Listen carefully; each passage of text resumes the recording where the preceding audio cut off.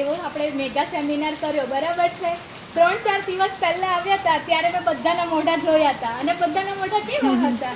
અને આજે 600 દિવસ છે સેમિનારનો, ત્યારે આપણા બધાના આંખોમાં એક તેજ છે, એક નૂર છે. એ શેના કારણે છે? આપણા ભાઈશ્રીના શિક્ષણને કારણે છે. ખરું ને? આપણે તો ભાઈશ્રીનો આભાર વ્યક્ત કરવો જોઈએ કે નહીં? ભાઈશ્રીએ આપણને કેટલું સરસ રીતે પૂરી ઉર્જાથી આપણી બધી 72,000 નાડીઓ, કોશિકાઓ, બધા જ મળદોષો છે આપણે દૂર કરી દીધા છે, બરાબર ને? હવે આપણે જોશથી ભાઈશ્રીને થેન્ક યુ કહેશું. હું એક મારી રીતના વાક્ય બોલીશ, એની પાછળ તમારે થેન્ક યુ ભાઈશ્રી બોલવાનું છે, બરાબર છે?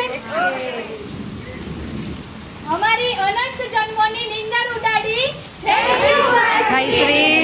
હું કોણનો ભેદ સમજાવ્યો થેન્ક યુ ભાઈશ્રી. હું શા માટે છું તે સમજાવ્યું થેન્ક યુ ભાઈશ્રી. મને ભગવાન ઓળખાવ્યા થેન્ક યુ ભાઈશ્રી. સ્વનો ધર્મ સમજાવ્યો થેન્ક યુ ભાઈશ્રી.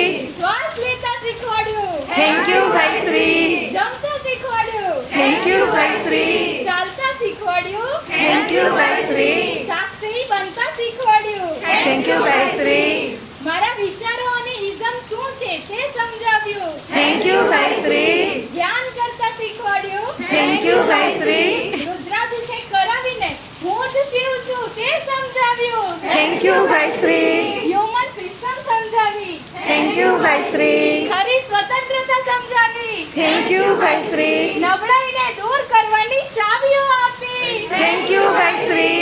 માનવમાંથી મહામાનવ બનાવ્યા થેન્ક યુ ભાઈશ્રી. કૃષ્ણની ગીતા સમજાવી થેન્ક યુ ભાઈશ્રી. મારો મૂળ સ્વભાવ સમજાવ્યો થેન્ક યુ ભાઈશ્રી.